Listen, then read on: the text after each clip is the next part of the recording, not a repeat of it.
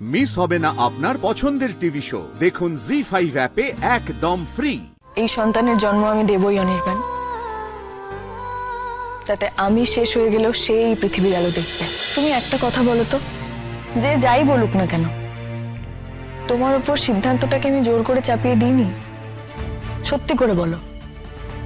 আজকে হসপিটালে যখন ডক্টররা এসে বলছিলেন যে বেবি টার্মিনেট না করলে আমার অনেক বড় ক্ষতি হয়ে যেতে পারে, তখন তোমার একবারও মনে হয়নি যে আমাদের এই সিদ্ধান্তটাই নেওয়া উচিত? হয়েছে, এটাই স্বাভাবিক। শুধুমাত্র আমি আমার সিদ্ধান্তে অনড় থেকেছি বলেই তুমিও মনে জোর পেয়েছো, এটা ঠিক কথা।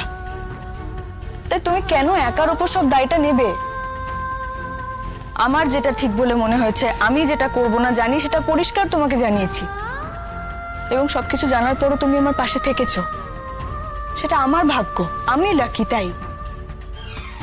কিন্তু অনির্বাণ, তুমি এটাও জানো যে তুমি আমার পাশে না থাকলেও আমি এই কাজটাই করতাম। এই সন্তানের জন্ম আমি দেবই অনির্বাণ, তাতে আমি শেষ হয়ে গেলেও সে এই পৃথিবীর আলো দেখবে। রাই, প্লিজ এ ধরনের কথা বলো না। তুমি কিন্তু প্রমিস ভাঙছো বারবার। সরি, আর বলবো না। কিন্তু তুমি প্লিজ তোমার মায়ের উপর রাগ করো না। তুমি একটু ভালো করে ভেবে দেখো, উনি যা করছেন খুব স্বাভাবিক জিনিস। ওনার তো চিন্তা হবেই ওনার ছেলের বিষয়ে, ওনার ছেলের ভবিষ্যতের বিষয়ে। অনির্বাণ, আজকে আমাদের জুনিয়রকে আমরা যতটা ভালোবাসায় রাখি, ওকে নিয়ে যতটা টেনশন করি, যতটা ভাবি, তুমিও তো তার কাছে সেরকমই। তোমাকেও তো একদিন তিনি এইভাবে লালন পালন করেছেন, জন্ম দিয়েছেন, বড় করেছেন।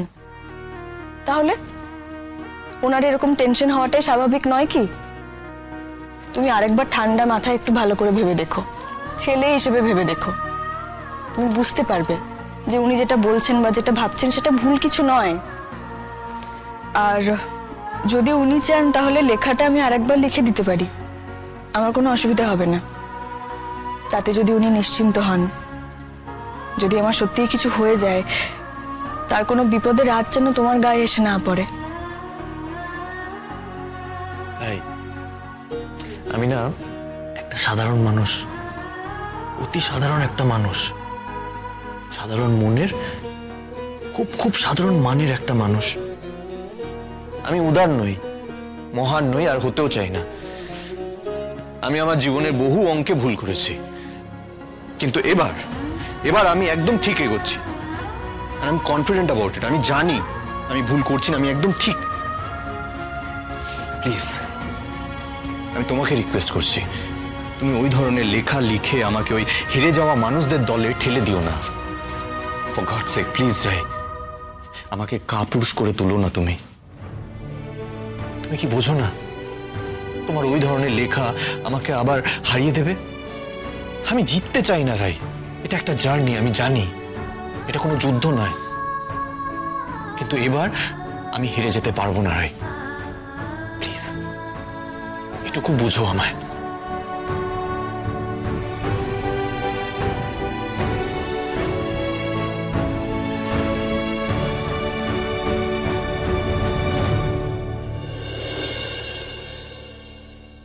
জি5 ডাউনলোড করুন আর সব এপিসোড দেখুন একদম ফ্রি।